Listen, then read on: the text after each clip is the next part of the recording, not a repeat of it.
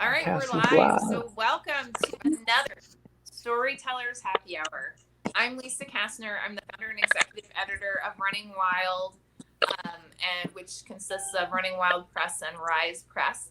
I'm here with Tihi Hazlett, who is my co-host, and Tihi has written a phenomenal collection of short stories that was named among the best 2019 by Focus Reviews.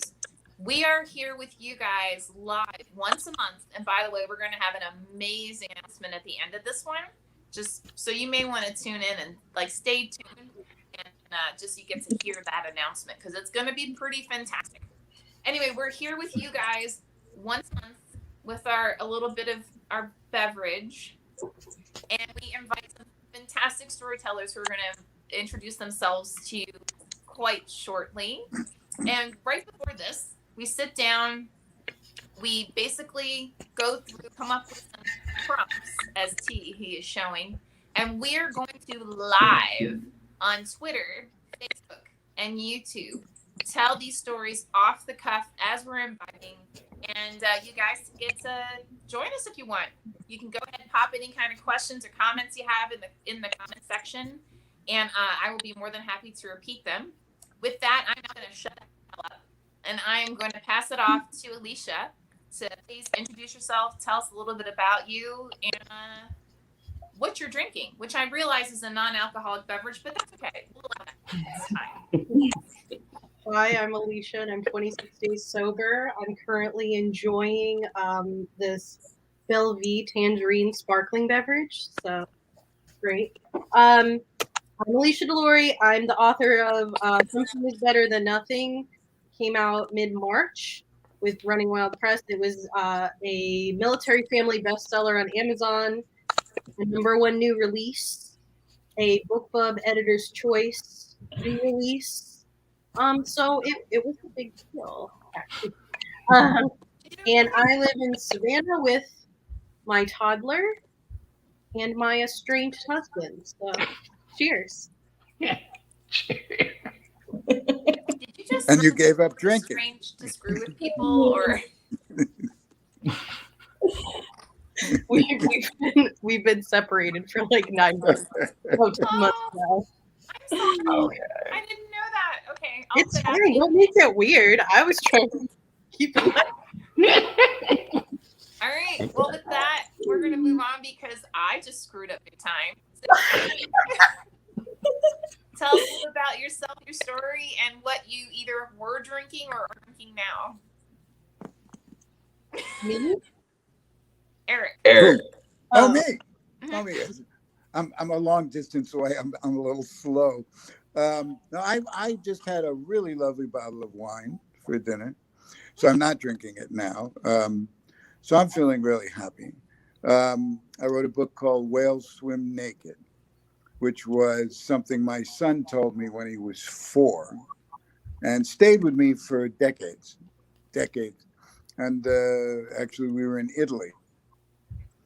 And in those days, he was seriously into dinosaurs. I think there was a kids thing called Littlefoot at the Mm. time. And one day he just looked up at me and he said, "You know, Dad, whales swim naked." And you know what? What can I say? I said, "Yeah, thanks, Morgan. That's really terrific." And basically, I found a way to use it as the title and to use it in the book. And should I just go into a little bit of what the book was based on? Sure. Okay.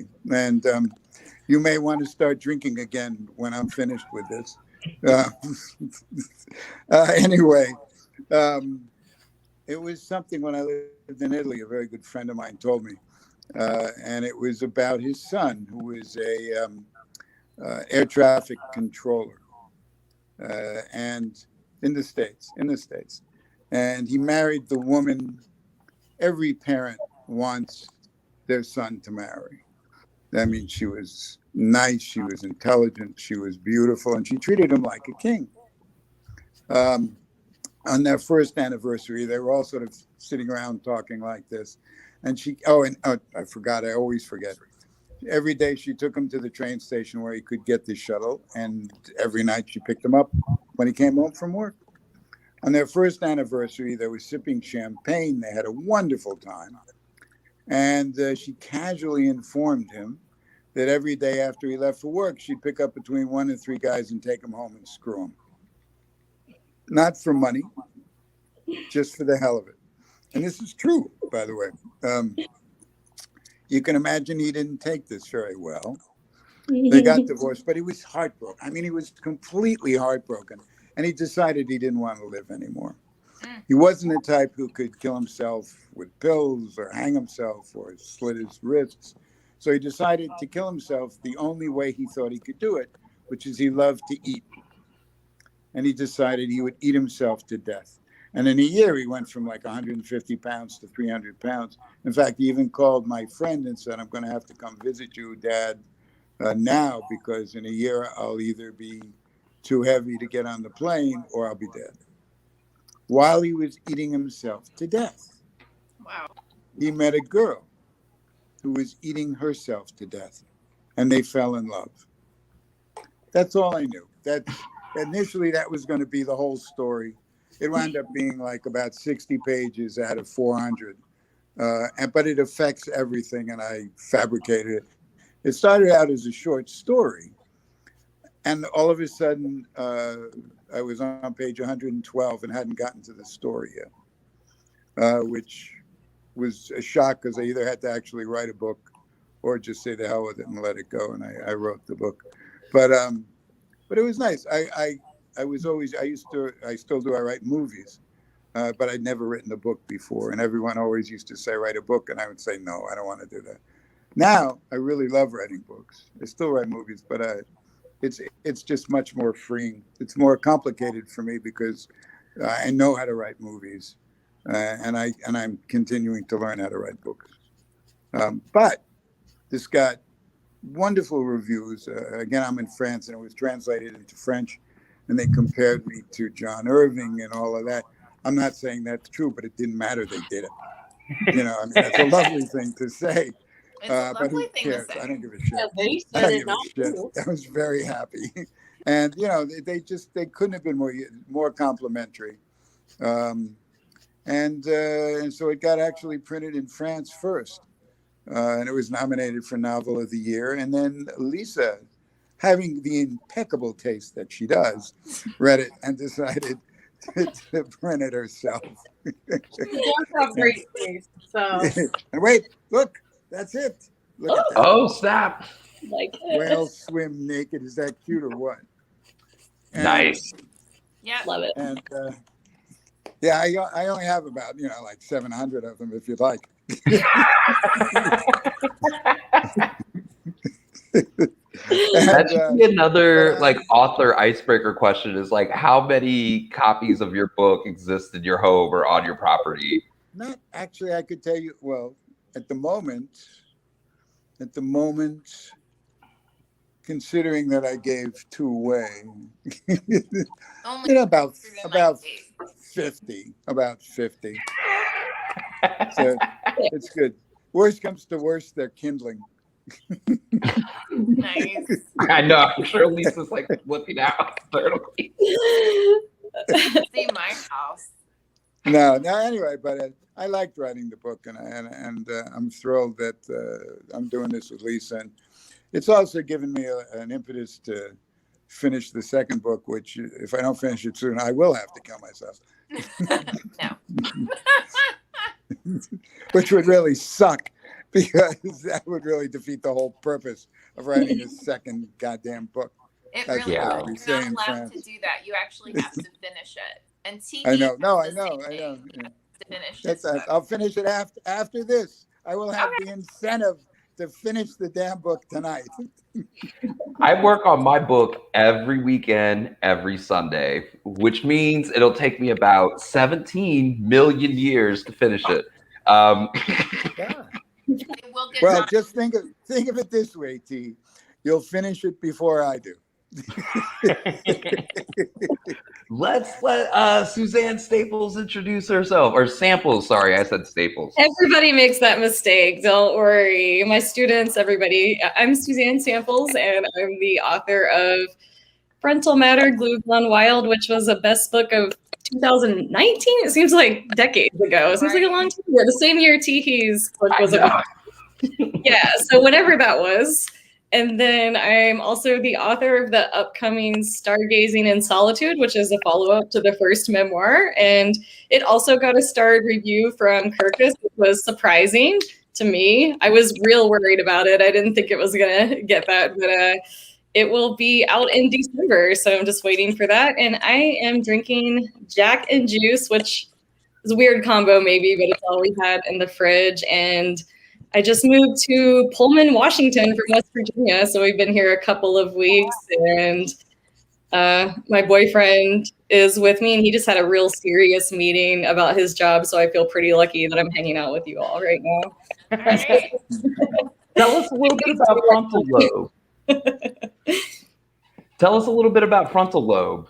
Frontal matter. Or frontal matter. Yeah, it's 1 called- year in, what is wrong with me? I That's don't know, but okay. That's okay. It was about my diagnosis with brain cancer that was supposed to be terminal, but I'm still here. It has a supposed lifespan of 11 to 30, diagnosis, like you're supposed to live 11 to 13 months, and that was 3.5 years ago, but I'm still here, so I'm beating the odds and writing books still, and so I consider myself very lucky, but that's what the book is about, and I wrote it as I was going through everything, so it's pretty raw and just kind of, my aim was just to kind of put everybody in the same place where I was when I was going through it, so yeah, I just kind of said what I was thinking and feeling at the time, good, bad, and ugly, and yeah, and that's what it's about. Really funny, which sounds horrible, but Oh, Suzanne is naturally funny, so she takes really, Thank really you. dark subjects and makes it accessible through humor. So, Which is not unlike Suzanne, could I everyone's ask you a introduction. Suzanne, are you in remission? Yeah, well, the cancer itself is not supposed to be in remission ever, but I feel as if I am. I don't feel like I have cancer, so I say, yeah, sure, I'm in remission. Like they say, it never goes into remission, but I feel like I am. So I've had good scans and everything. So sure, yeah, I'm gonna say that I'm in remission. Why not? I feel I'm gonna good. toss in a happy birthday to Suzanne's editor, Barbara Blackwood. Yes, happy birthday, Barbara. Yes, she's awesome. Yeah. And Heck yeah. Barbara is one of our amazing editors, so I just needed to toss that out there. So, and then Shout out, do you Barbara. want to say a couple words about your awesomeness? Or? Sure, yeah. My name is Tihi. I'm one of the co-hosts of the Storytelling Happy Hour with Lisa. I'm also a Running Wild press author. I have a book, Dark Corners. It's too far away for me to reach. Oh, Alicia has it. Your copy is in better condition than mine. Mine really suffered in the move to Mexico. But it's a short story collection. It's very crazy. Obviously, Barbara's here in the comments. What's up, Barbara?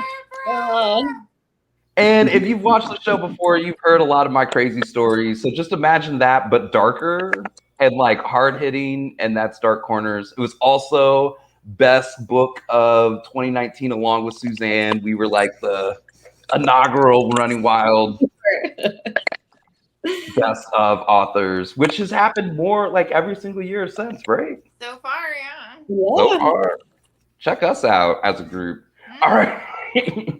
So before we launched on Broadcasting Live, we each went through and picked out a random story prompt from this big old bucket of random story prompts that I have.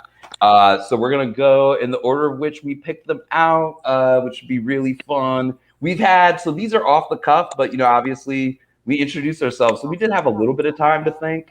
I was definitely listening because my story is all right. But anyway, Lisa is up first with her story, First Job. Okay, so a little bit of context. So I grew up in Camden, New Jersey, which was one of the most dangerous cities in America. My father was a radio personality, which sounds really hyper sexy and all that. but he had this amazing ability to say things like fuck on the air. And this was before that was a thing. This was actually back when you would get fired if you said something like fuck on the air. And so there were long stints where my father would be unemployed.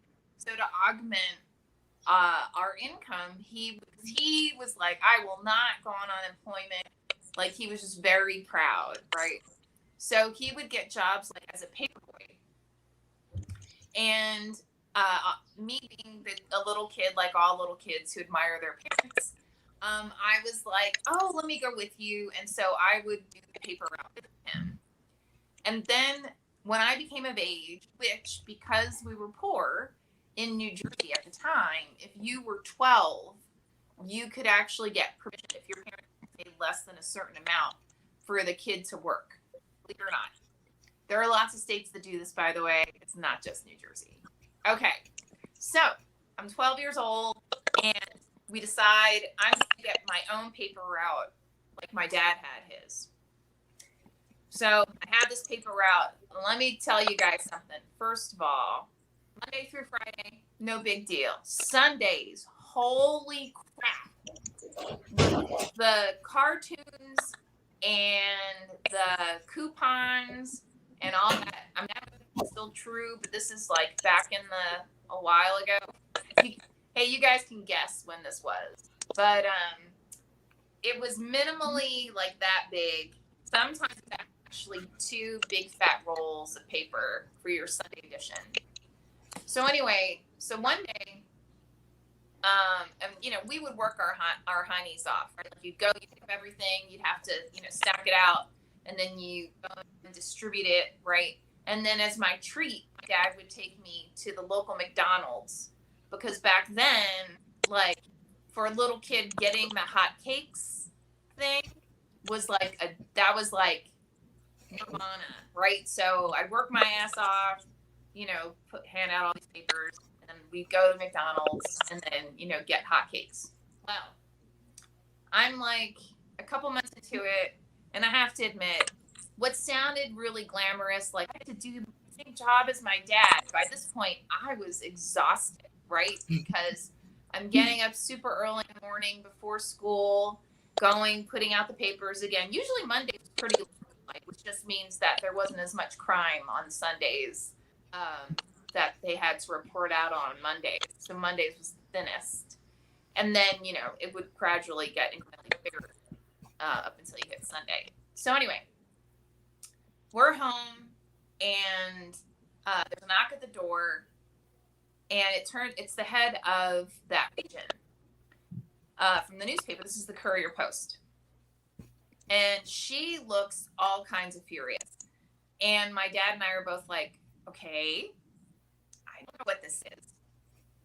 So she sits me down and with my dad and says, I just got back from vacation, and someone went around and took all of the paper money, right? Like, got all the payments from everybody.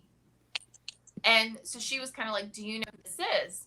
And I'm like, no, because I had no idea, which only made her more furious. So she was like, well, I have proof that it was you. And this is a federal crime. You stole by collecting this money and not turning it in. You stole from the company. And she goes off on this tirade, and she just keeps saying, like, this is your opportunity to admit that you did this. And my dad and I are looking at each other like, I don't know what this woman's talking about. And I'm like, I don't know. I don't know anything, right? So, she was like, I'm going to prove it. I'll consider, if you own up to it, I will consider not charging you. And I'm like, but I don't, if you own up to it, you return the money, I won't charge you. And I'm like, but I don't know anything about this, right? So again, it just amps up her anger. So she's like, that's it, you're fired. you will, the cops will be here, blah, blah, blah, right? So I then go through a couple weeks of like, I can't sleep because I'm just terrified that I'm about to get arrested. They're going to put me in jail. And by the way, the local jail wasn't all that far from my house. And the local jail, by the way, was like a multiplex. And you would see people standing outside to say hi to their loved ones who are in like long-term jail, and like people, all kinds of stuff. So that's a whole other story. So I'm envisioning that I'm that person, right, with that little tiny window looking down at like my best friend Heather, or like, my dad, because I'm in long-term jail because I'm being accused of and then convicted of stealing money from the Courier Post, right? So I'm like completely terrified. So fast forward, my dad, another day, random knock at the door, same woman. So I'm like, I don't want to be here, and she looks really more like almost embarrassed, I guess. So it turns out, so she's like, okay, I need to sit down with you and your dad. And I'm like, I don't, like, all I'm thinking is all of a sudden the sheriff or the police or someone's going to show up and they're going to hold me at gunpoint and they're going to be like, you, car, now, right? And that's going to be it. So she sits us down. It turns out, so she went around to everybody on the paper route and asked, who took the money? And it just said a young woman. And so she assumed that was me. So when she decided to actually file charges, she went around with a picture of me. I don't know where she got the picture of me. Yeah, that's my question. And it was like, here is the kid. And they were like, no, that's Lisa. And she's like, what? Right? So then she says, well, describe who did it. Goes all around the whole route, same description. They described her niece. So what turned out, when she went on vacation, she put her niece and her niece's boyfriend in charge of all the paper routes in the region. And somehow they realized that there was a lot of back debt on my route, like they hadn't been paying in a timely fashion. And they decided to go and basically go and claim all the funds.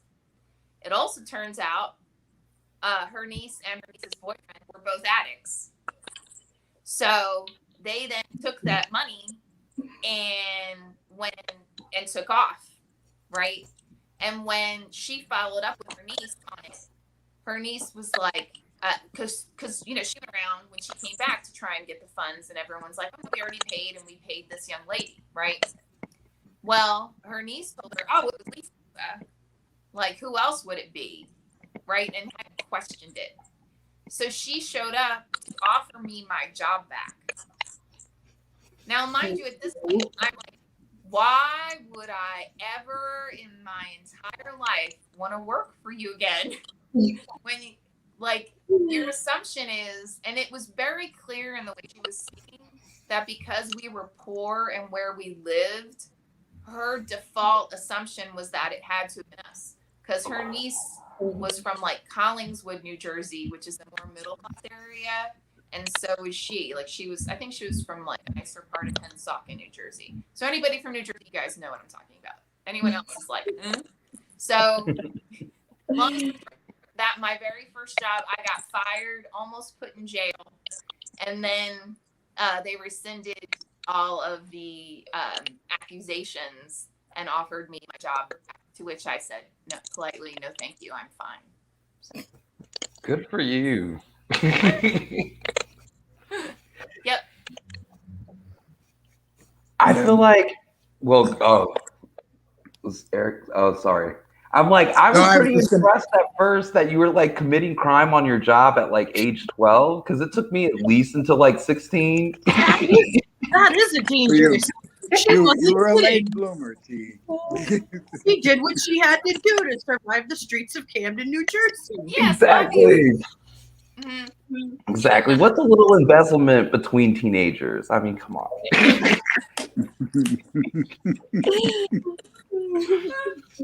Good work if you can get it.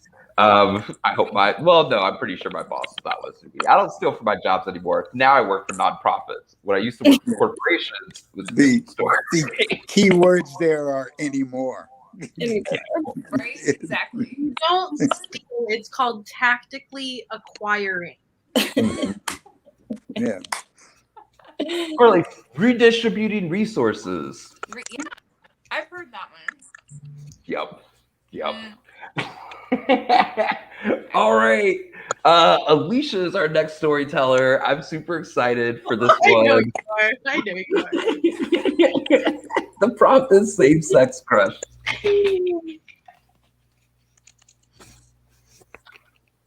I am no stranger to dipping my toe in the lady pond. I feel secure and good about that. And okay. And even in my book, like I met my husband whilst in the middle of a triple kiss with him and another female.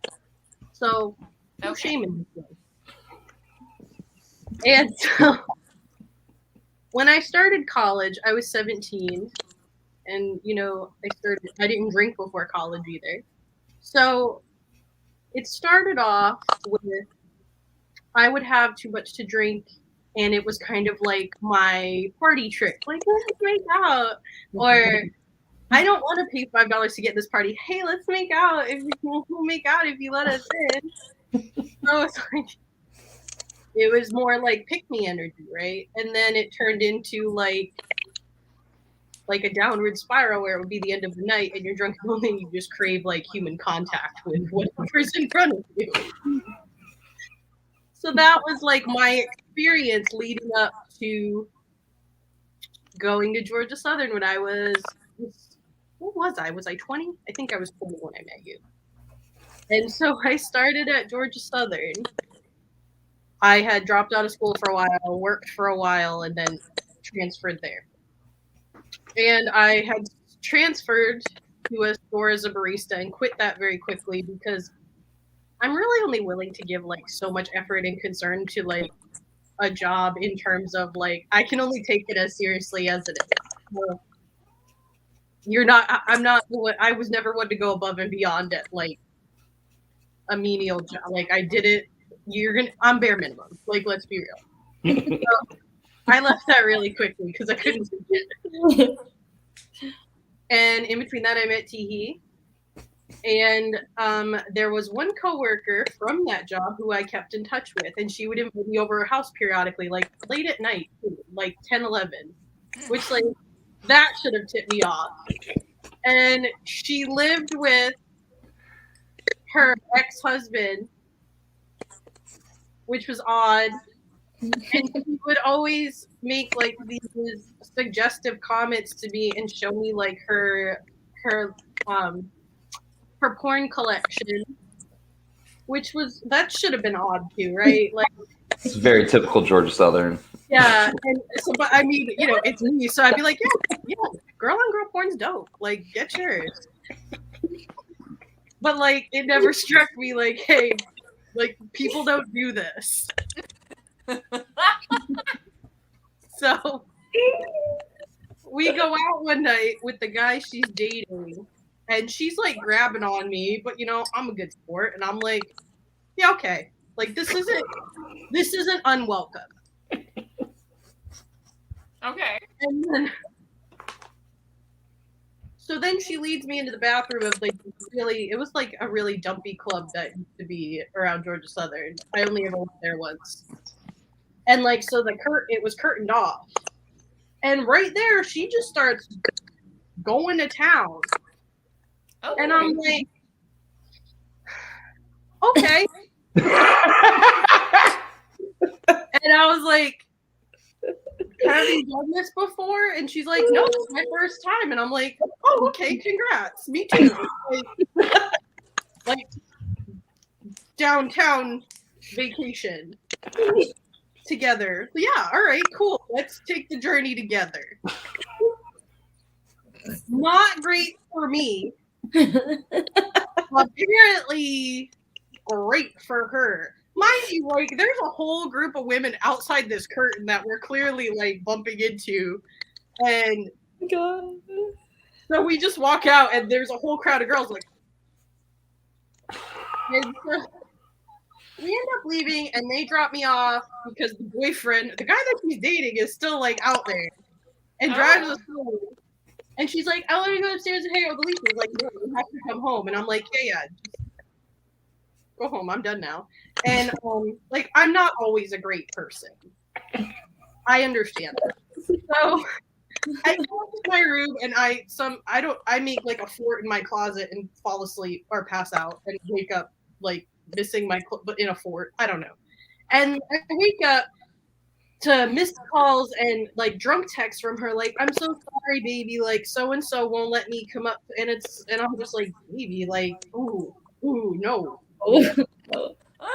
So again, like, I'm not a great person. So I'm like, I'm just gonna ignore her. She'll get the point. Like, I'm just not gonna take these calls and text ever again. Like, I'm good. And this just continues. Like, she's calling me, I'm not taking calls, I'm ignoring text messages, and she just keeps going. Meanwhile, like, then the whole saga where I meet my future husband, Tihi, like right after I hook up with some other guy who gets back with his girlfriend, and then I meet my husband, all that. And she's still continuing to call me until finally, like, I'm with him. And I get a call from a number I don't know, and I answer it, and this had to have been months later. And it was, oh my God, she answered her phone, and I'm like, hey, man, he's a bit crazy. And because I never got like the why are you answering? She would just carry on like normal, and like she was still trying to make that work.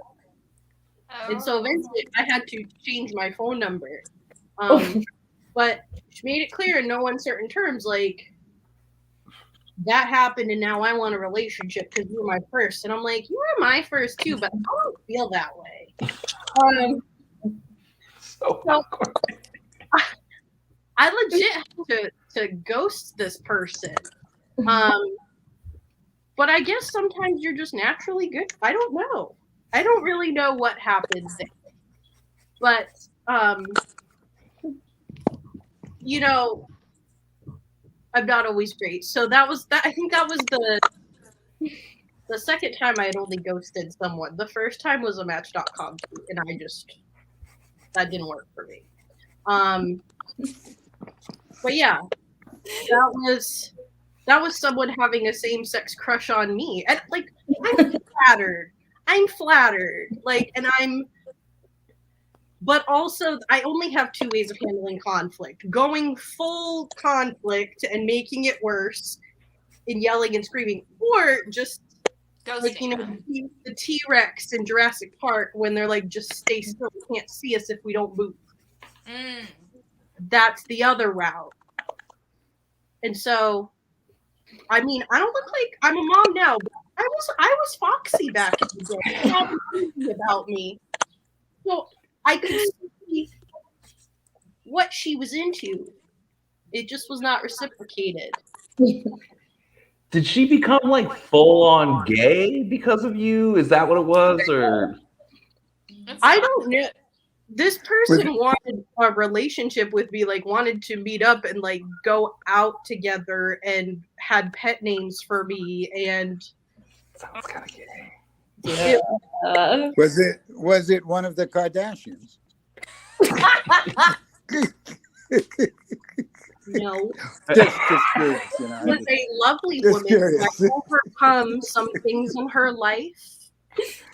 She was born with a cleft lip, which she had fixed. She had like a couple of bad relationships and escaped an abusive one.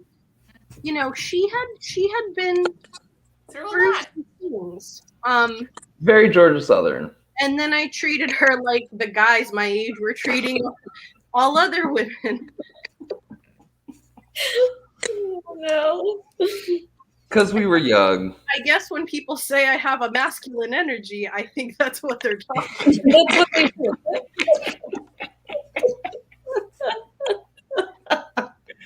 Oh. This is better than Pornhub. So, at any point were you actually attracted to her, or was it more just like an experiment? I like boobies. I found that, and I had encounters after that in my life. I find that particular act for me, like I enjoy certain things about women, but that actual act, like when you want a bowl of hot dogs and beans and you're thinking it's gonna taste one way, like you're like, this is gonna be so good. And then you get it and it's like, Nope. like it's never the way you think of it in your mind. Like every few years I'm like, I need to have some like hot dogs and beans. And I get them and it's like, I'm like, this isn't even that good. Like, why do I have this plate? Like, have they changed? No, that's how they've always been. I think I imagine it one way, like perhaps on Pornhub, but then you get in there and you're like, not for me. Like, it's okay.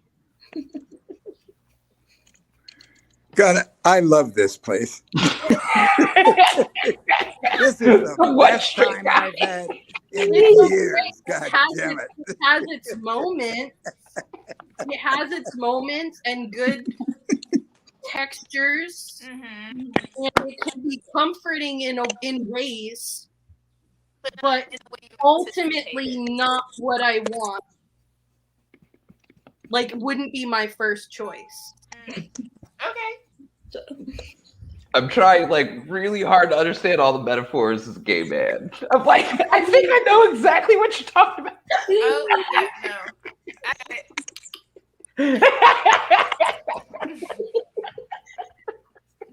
And I don't, the hot dogs and beans reference is just my go-to when I'm disappointed by something and I keep trying it like with something else in mind, but like maybe the hot dogs and beans were just never that good.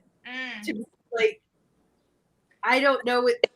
I want them to be one way, but they're just not. And I just want to remind everyone, Alicia's not drinking.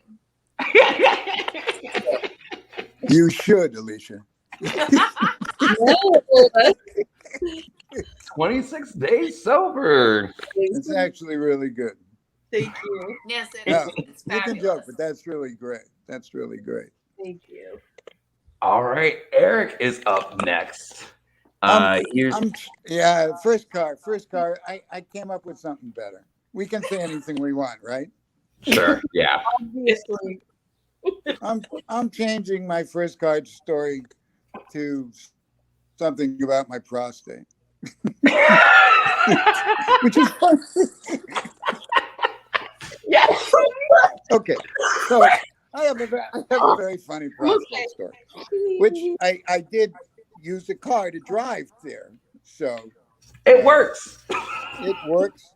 I was living in Dallas, and I had a high PSA count, which, again, my first car really enjoyed, and I was nervous. And my son and his girlfriend drove to meet me at the hospital. I was trying to be incredibly brave because I didn't want him to see that I was nervous as shit. So he walked in, and I had a friend who was waiting for me, and I walked in. And it's when I walked in through the little corridor that, again, this is very similar to a first car story. So like first prostate story. And so I walked in, and the nurse looked at me, and I started to sweat from head to toe. And she looked at me, she goes, "We're going to lose you, hon?" And I went, "Yeah, there's a chance." And she said, "Lie down, put your legs up," et cetera, et cetera. And eventually I'm facing the wall with, those gowns that are open in the back. And the doctor comes in. And he says, "Would you mind if the guy who sold us the machine that we use in this stays while we're doing this?" Because it's a simple thing. It's not a horrible thing. but not something you want to do every day. It's not like, oh, I'll have a biopsy. We just don't want to do it. Right. Yeah, no, that's why I drink. I mean, I'm gay. I don't know. So. I actually also have a funny brain tumor story, but I'll save it. And which is actually encouraging for you. So anyway, I said, why would this guy be in the room? And he said, because we've never used the machine before. It's the first time we've used the machine. I said, you're kidding, right? And he says, no. I said, no, the guy should come into the room. So he said, hello, Mr. Gathers. My name is whatever it is. And I said, well, I think under the circumstances, we can be on a first name basis. So anyway, they're telling me what they're going to do. And they go, snip, snip, snip. I know this is a little bizarre, but he says, we're going to go snip, snip, snip. And I'm starting to get very nervous. So the only thing I can think of I'm going to do, I looked and I went, while they're starting this, I went, do you want to hear a joke? And they went, what? And I said, do you want to hear a joke?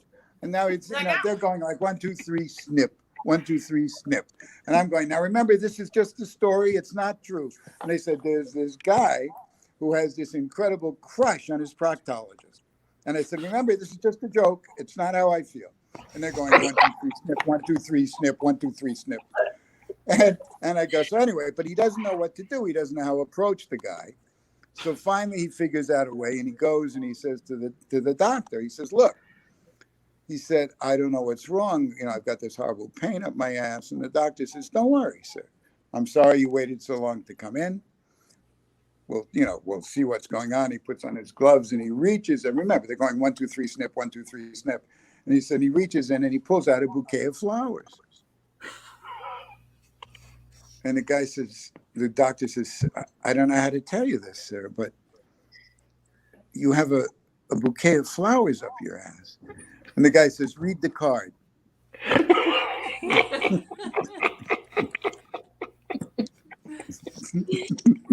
Okay, that's the prostate.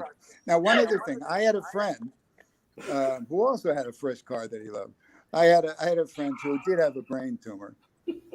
And he found out about it because one day when he was in his house, he was looking on the porch and he thought he saw a camel. And there was no camel. So anyway, not long after he told me this, I was also in Dallas. I was driving down the street. And as I'm driving down the street, I look on the right and there's a camel walking down the side of the road. I immediately think, oh, God, I'm dead.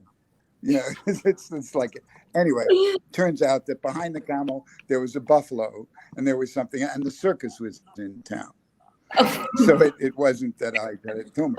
But the reason I told that story, which may or may not be a good reason, is he turned out to be fine and he was operated on and he was, he's still living a very healthy life. That's awesome. Yeah. And he loved his first car. And he loved his first car too. Okay. All about the first car. What is this? All about the first car. Yeah, The what? Snip off for the biopsy. Oh, that's The Yeah, what? that's horrible. You have to snip a piece off for the biopsy. Yeah, they had to snip. They took 12 snips. So I was getting very nervous. Wow. But I know. And at the end of all of that, after I told the joke, there's this long silence. People would, in my opinion, people with no sense of humor. They are stupid fucks. Anyway, as one says in France. And I'm going, didn't you think that was funny? So there's the doctor's saying like, put on your clothes, Mr. Gathers, and I'll meet you in my office. And I'm going, didn't you think that was funny? That's a funny joke. And I went into his office and he said, we have to send it out and do it. And it turned out I was okay. But as I'm leaving, I sort of turned around and I went, really, seriously, didn't you think that was funny? And he looked at me like I was a complete idiot. And he just said, we'll let you know, Mr. Gathers. That was it. No sense of humor. None. Zero. So Sad. it's almost a first car I thought it story. was hysterical. Yeah, thank you. It's like the first car story. Yeah. It's Definitely the most interesting first car story. I mean, For sure. off the hood, like Yeah. Then I got in my first car and went home and had a lovely time. And ironically, had sex with the girl who you had sex with. Because that's what we do. That's right. It comes full circle. That's, my God. Which was also not a great thing. I don't know why. This is a great story hour, my God. I got to drink more. I do. One bottle is not enough. I'm sorry. I got to go back to drugs. You do.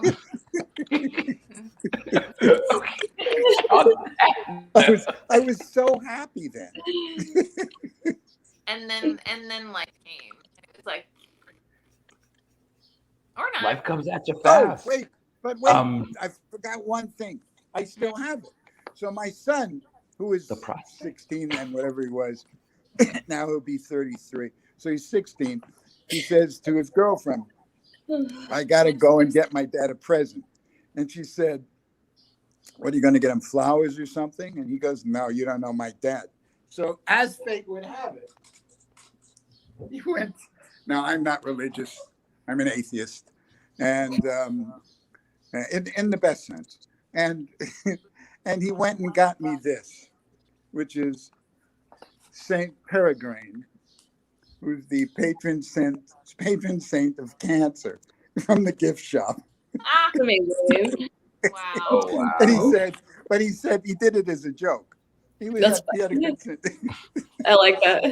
But in Yeah, case me you too. need to know that, if you ever need Saint Peregrine, I'll send it to you. All right, Suzanne is next. Okay. Family gathering or gathering. family. So my dad comes from a pretty large family. He's one of 8 kids, and 7 of them were boys. And he was the next to last child, and so he was one of the younger ones. And I'm really close with my cousins from his youngest brother. And my cousin Emily and I, who's my lifelong best friend, we just started a lit mag called Dead Skunk Mag. So anyone listening, if you get rejected from the Running Wild anthology, send it to Dead Skunk. We'd happily take a look. So my grandmother passed away and was expected, sad but expected. So we go to her house for the burial. She's going to be buried on the hill above her house. And she didn't really have a lot, but somehow someone discovered these cups that had Shirley Temple on them. And it was kind of in the era where eBay was becoming popular. And I think one of my younger cousins found out that these Shirley Temple cups were worth a lot of money somehow. Not a ton, but they were the one things that she had that were worth something. And nobody wanted to be the person who said, I want these cups, but everybody was kind of eyeing them like, well, that'd be cool to have, and you could sell them on eBay or something, but nobody wanted to take them or do anything. So there were some interesting characters at the funeral, and my dad has a lot of weird people in it, not weird in a bad way, but a lot of colorful people in his family. So one of my cousins, who was a bit older than me at the time, he was probably in his mid-20s, brought a dancer to the funeral. Dancer that we didn't know, but we're like, okay, a dancer, yeah, like, okay, we didn't know her, but okay. So most of the people in my dad's family are not religious, but interestingly enough, they married super conservative Christian women, and I don't know, maybe to balance them out. I'm not sure how that happened, but my mom, my cousin Emily's mom, who I'm reading the lit mag with, they're very, very Christian, very conservative.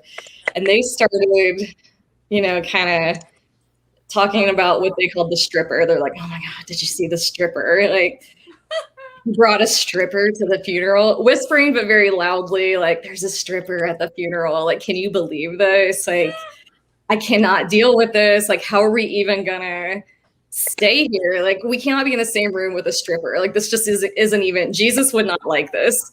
Jesus would see us in the same room with a stripper. Like, this is not okay. Like, how are, and my youngest cousin Kathleen was pretty pretty young at the time, but old enough to ask questions. And the dancer had a lip piercing, and she kept saying, "Why does she have that in her? Yeah, why did she? What is that in her face?" And her mom just kept saying, "No, we're not gonna. No, we don't talk about that.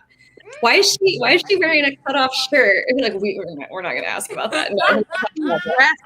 She dressed like a stripper at the. Yeah, Funeral. She wore a cutoff shirt to a funeral. Yeah. Yes. It's West Virginia, Wow. so, okay, whatever. Right information, because at first I'm like, well, unless she's stripping, it's fine. But We knew. I think we somehow knew he was dating a dancer, and then she also maybe had just come from work. I don't know. I mean, it's hard to say. We didn't really know. We weren't sure, but we had enough information to know her job, and then she also dressed like she dressed at work. So, and then my aunts tried to cover my younger cousin's eyes, like, just don't look. And then so. My dad is a really quiet guy. He doesn't really say a lot, but he's pretty funny. And so he's just kind of going along with the day, whatever. And then we noticed that the Shirley Temple cups are gone. They're missing. Like, they just have disappeared. And so my dad speaks up and says, where are the Shirley Temple glasses? Like, these are the one things that, we didn't really want to be blunt about it or blatant about it, but somebody took them. They're noticeably gone. They were in a glass cabinet, and now they're missing. And so my mom and my cousin Emily's mom, my aunt, the stripper took them. We know that the stripper took the glasses. Like, we're sure of it. And they start walking around and looking in cars. Like, we all know they're trying to look in the stripper's car to see if the glasses are in there. And they come to their children, me and my cousin Emily, and say, is there just any way you guys could kind of feel it out and see if you can figure out if the stripper took these glasses? Like, we have to recover these Shirley Temple glasses. We have to get them back. We have to know where they are. And this went on for hours. And meanwhile, we're actually having the funeral and the burial and all this stuff. And this is just this pall over the whole day. Like, who took these Shirley Temple glasses? And then my dad comes up to me and my cousin Emily and says, I took the glasses. I just wanted to see what your mom and who they blamed. It was a setup the whole time. And then he just puts the glasses back in the cabinet. Nothing happens. Wow. You don't have her number by any chance, do you? He broke up with my cousin, or he dumped her. I don't know what happened. Like, they didn't make it in the end. Yeah, I don't know what happened to him. But your dad done played your whole family and was like, "Look, you judgmental pricks!" Like, exactly. Yep. But, I don't think my mom and aunt felt sorry for it. I think it totally went over their heads. Oh. But we thought it was pretty hilarious. So, yeah. I love a good heist story, so I was really rooting for the stripper. I was like, where did she put them? How's she going to get away? She had no idea any of this was going on. So she just, went on with her business. And that's what I was wondering, too. I'm like, where did she hide them? Like, yeah. That the whole time. The whole time. Waiting for the confrontation. Like, what's the stripper going to say? You know what I mean? Like, what the hell are you talking about? Get out of here. Yeah, but my mom and my aunt are still the type of people, despite blaming her, they were never going to confront her. They would have never gone up to her and said, you took them. They were just going to put their children out to see if we could find them and then just get them back somehow. Wow. I don't even know what happened to the glasses to this day. Like, I'm the children like putting feelers out like little detectives. Yeah, that's what they had us do. My parents used to do that to us when we had yard sales. But that's what they're racing. But we were late teenagers. We weren't super young at the time, except for my youngest cousin. But we were old enough to know better, and we were just kind of like, no, we're. And then my dad told us the truth. It was pretty funny though. It doesn't feel right. Poor stripper. Oh. She was the best one of the whole story, but Also, she probably made more money than anyone in that room, honestly. Probably, yeah. Probably. So Probably. literally not poor stripper. And she looked better than the rest of us. I mean, she had a great body. What can I say? She looked great. Yeah. Now, Tihi, how are you gonna close this out, man? What Ooh, I'm gonna Bring it bring home. us home with Sex in the City. It's in quotes because this isn't going to be a story about the show or the movie. The movies are terrible. The show's also terrible. This is just about dating in a city. So I live in Puerto Vallarta, Mexico. It's a very gay city. So it is basically Sex in the City anyway. But recently I went on a date with this guy. Long story short, a friend of mine introduced me to him over text. And we're like, oh, you two seem like you have a lot in common. You guys should talk and hang out. And we played phone tag for a long time. We finally were able to hang out. And he's like, he really wants to go to a specific bar. And I have my bar that I'm a regular at. I'm a regular at a bar called Reina's. Shout out to Reina's. If you're ever in Puerto Vallarta, go to Reina's. My name is on the wall. I love it there. You will see me there. I'm there all the time. When this is over, I'm heading there. But he wants to go to a different bar. I'm not going to say its name for a very specific reason. He wants to go to a different bar because he's a regular there. And I was like, oh, I'm really trying not to go to that bar anymore. I used to go there a few times, but it's like, it's not really my jam. And he was like, oh, no, I love this bar. I'm like a regular there. And I'm like, all right, fine. So I go, and all the bartenders know me because I'm me and I go around the city, but also for a very specific reason. There's a couple of bartenders there named Sergio. They both are like, not only are they like, hi, Tihi, they're like, hi, Tihi, stick their hand down my pants. Like, and so the guy I'm on a date with is like, what is going on? And I was like, I told you, like, I try not to go to this bar anymore. Like, and he's like, huh, okay. And then another guy was like, hey, my mom is here, so like we can't do anything.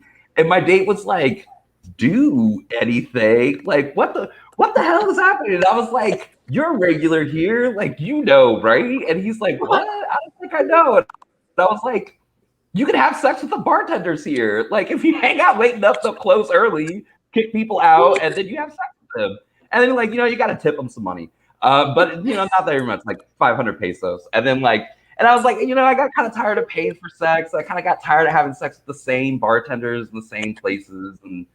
And they bought a dildo. I didn't mean to didn't interrupt, but like, this story is bringing a As tear to one my does. eye. And so I was like, I try not to come here because I've had sex with the bartenders. And he's like, which bartenders? And I was like, all of them. And he's like, you've had sex with that one? Yeah. What about the one who's not even working today? And I was like, yeah. Edgar? Yeah. Like, I've had sex with the entire bar staff. That's why I didn't want to meet you here. And then I was like, but you know this because you're a regular. They just like, they close the bar down early. They'll kick people out. And then and he's like, no, they've never done that to me. He's like, I've been a regular here for like 2 years. And Sergio comes by and he's like, we've never asked this guy. I was like, ooh. Ouch. This is awkward. And that ended the date. And I'm not really communicating with them. So the question is why? Like, why did they? Now, is it that you are the oddity that they all had sex with you, or is it that he's the oddity because they never had sex with him? He's the oddity, I think, because I've run into a lot of people who have had sex with the entire bar staff, which is the other reason that I don't try to go there anymore. I thought I was special. Thank you for the clarification. You are special. Thank you for that clarification because I'm sitting here thinking only you find yourself like in these kinds of situations. Like it would not have shocked me if it was you who was the oddity. No. At first I thought it was, and I like came home the first time it happened, and I was like, that is the craziest thing that has ever happened. There was like 4 other customers. They were just like, here, your tabs are closed, leave. But they're like, not you, stay. And I'm like, what? And then I'm like, wow. So then I went there a lot. And then I was like, okay, I started to hear from other people in town. And then I'm like, wait, which bartenders have you had sex with? They're like, this one and this one and this one. And I'm like, okay, I don't think I'm going back to this bar. I'm going to ask the one serious question. Please tell me you've been tested Since Oh yeah, Okay. yeah. Okay. All right. Yeah. That's the friend concern. All right. That's all I need. I have to make sure. Okay. It is fine. Yeah. And I'm not going to say the name of that bar. I will also plug my favorite bar where you don't have sex with the bartenders. That's the good bar to go to, not the other bar. Now, Good bar, different if- reasons. I keep trying to talk Tihi into letting me visit with him in Puerto Vallarta. So my question is, as nothing to do this, if you had a straight friend wandering around with you, would you still take him to Raina's? Yeah. Straight people are fine there. The Okay. the other bar X, it's really weird when women show up there. Like everyone freaks out. Oh. Yeah, it's not one of those bars. But most of the gay bars are fine. The sketchy ones are going to be the ones where they freak out when a woman shows up. Got it. And it doesn't matter if they're like gay or straight. They're just like, woman, ah. Yeah. Been there. You know, and with that, I think we're gonna make our amazing announcement, and then we're gonna close out for today. So, Tihi and I want to welcome Alicia as being our new trifecta of hosts for the Storytellers Happy Hour. So going forward, guys, you can look forward to probably the most obscene and illicit stories coming from myself, Alicia, and Tihi, as well as all of our guests are probably just going to sit here looking in capacity or horrified. Either way, whatever. Yes, why not? And if you have anybody that you're like, or you personally would love to join us in our Storytellers Happy Hour, just go ahead and email me at lkastner@runningwildpress.com. Let me know, and we will invite you to an upcoming Storytellers Happy Hour. Don't forget, we do this once a month. We sit here, we drink, and we BS. So with that, I want to thank absolutely everybody for joining us. Looking forward to Suzanne's next book coming out this December. And we will have a fantastic week, and we will see you soon. Bye. Bye, everyone.